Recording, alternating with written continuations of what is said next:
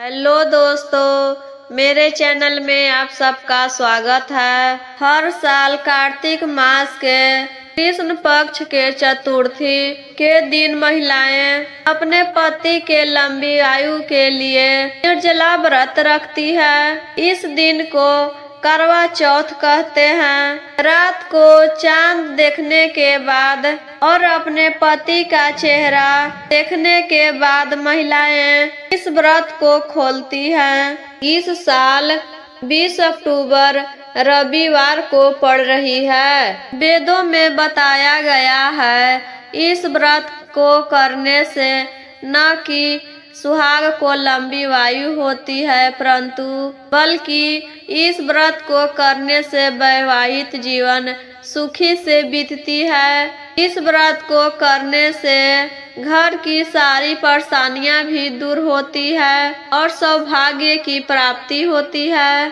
तो आइए सुनते हैं करवा चौथ की व्रत कथा।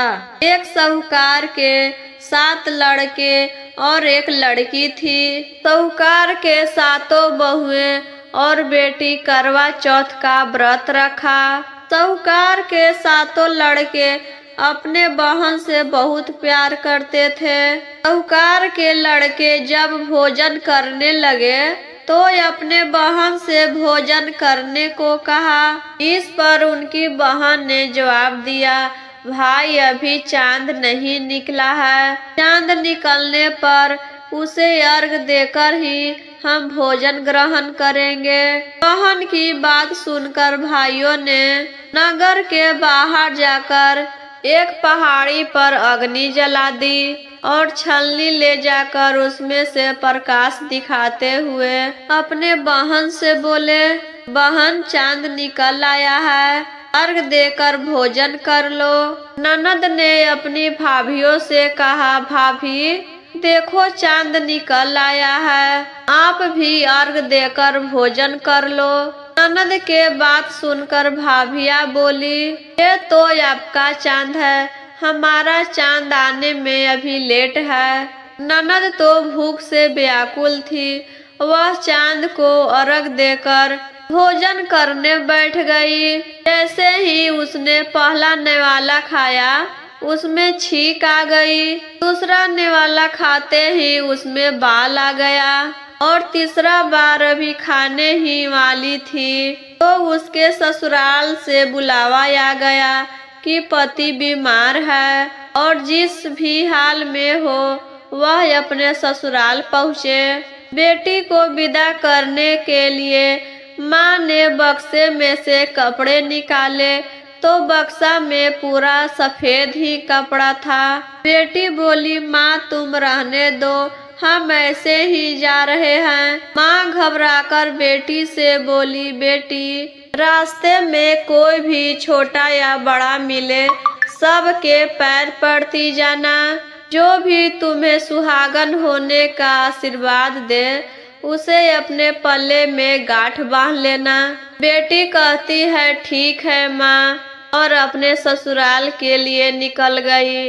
रास्ते में जितने भी बूढ़ बुजुर्ग मिले सबके पैर पड़ती गई। सब ने आशीर्वाद दिया, सुखी रहो, मैके का सुख देखो, खुश रहने का आशीर्वाद दिया। ऐसे ही करते करते वह अपने ससुराल पहुंच गई।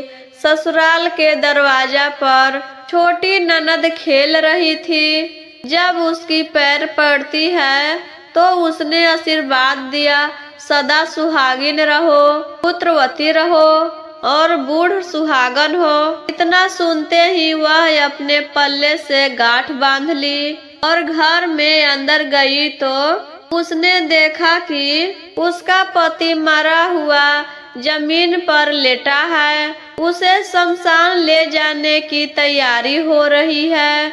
वह बहुत रोई, बहुत चिल्लाई। जैसे ही उसे ले जाने लगे तो वह रोते रोते बोली, हम इसे नहीं ले जाने देंगे। जब कोई नहीं माना तो वह बोलती है कि मैं भी साथ जाऊंगी। तब वह नहीं मानी तो सब बोले कि ले चलो साथ में। जब पति को जलाने का समय आया तो वह बोली, मैं इन्हें जलाने भी नहीं दूंगी। तो सब कहने लगे, पहले तो अपने पति को खा गई है, अब उसका अंतिम संस्कार भी नहीं करने दे रही है।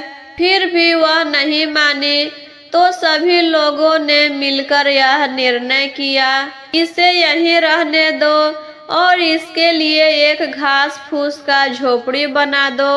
सभी लोग घास फूस के एक झोपड़ी बना देते हैं और उसी झोपड़ी में लेकर अपने पति को रहने लगी और अपने पति को देख रेख करने लगी, साफ सुथरा करने लगी शरीर को, और उसके पास बैठी रहती। और उसकी छोटी ननद दिन में 2 बार आकर खाना दे जाती थी। वह हर चौथ का व्रत करती थी, चांद को अर्घ देती थी, जोत जलाती थी। और चौथ माता आती तो कहती, कर बोले 7 भाइयों की बहन कर बोले, बड़ी भुखारी कर बोले। तो वह अपने चौक माता से पति का प्राण मांगती। तो चौथ माता कहती कि जो हमसे बड़ी चौथ आएगी उससे अपने सुहाग मांगना।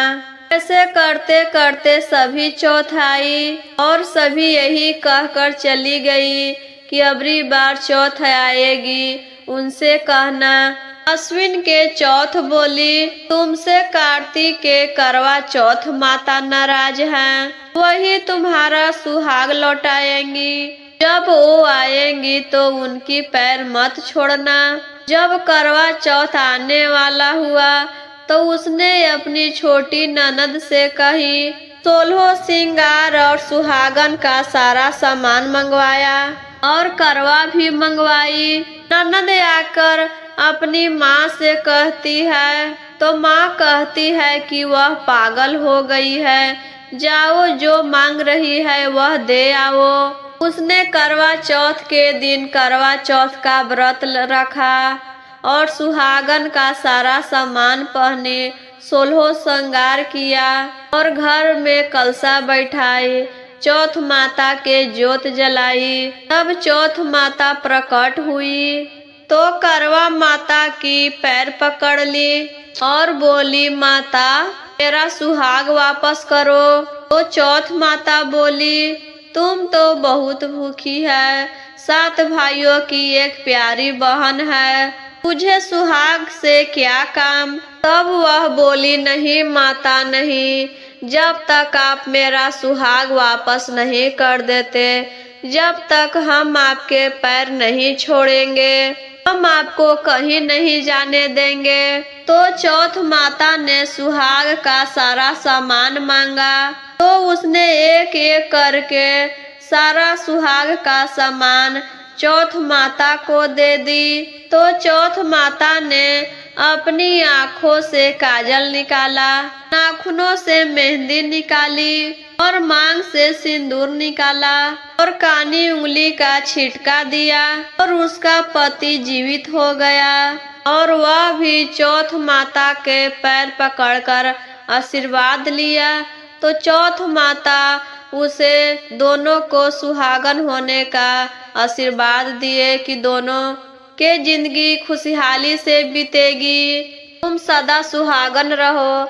और जाते जाते उसके झोपड़ी पर लात मार दिए। लात मारने के वजह से उसकी झोपड़ी महल बन गई। उसकी छोटी ननद अगले दिन खाना लेकर आई। उसने देखा कि भाभी के झोपड़ी के जगह तो महल बन गया है। वह ननद को देखते ही दौड़ी दौड़ी उसके पास आई और कही, देखो तुम्हारा भाई जीवित हो गया और घर जाओ और सासू जी से कहो ढोल और बाजे के साथ हमें लेने आए।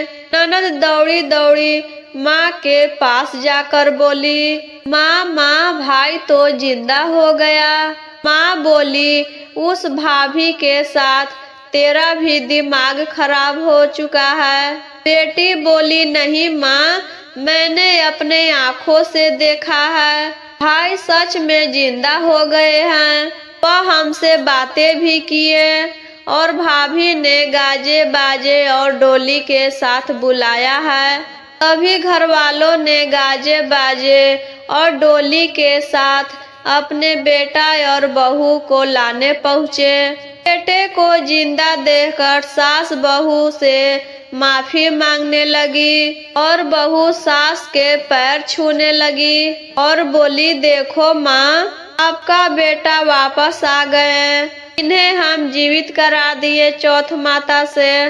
तब माँ बोली, इसे तो हम साल भर पहले ही इसे भेज दिया था, वो तो तुम ही थी जो इसे वापस जिंदा लेकर आई हो। हम चौथ माता से प्रार्थना करते हैं, हे चौथ माता, जैसे साहूकार के बेटी को पहले किया वैसा किसी के साथ मत करना, और जैसे बाद में उसे सुहाग दिया वैसे सबको देना और सभी पर अपनी कृपा बनाना। ऐसे ही और वीडियो देखना चाहते हैं तो मेरे चैनल पर पहली बार हैं तो चैनल को सब्सक्राइब करिए, लाइक करिए, शेयर करिए और कमेंट बॉक्स में ज़रूर बताएं कि आपको यह कथा कैसा लगा और प्रेम से बोलिए चौथ माता की जय।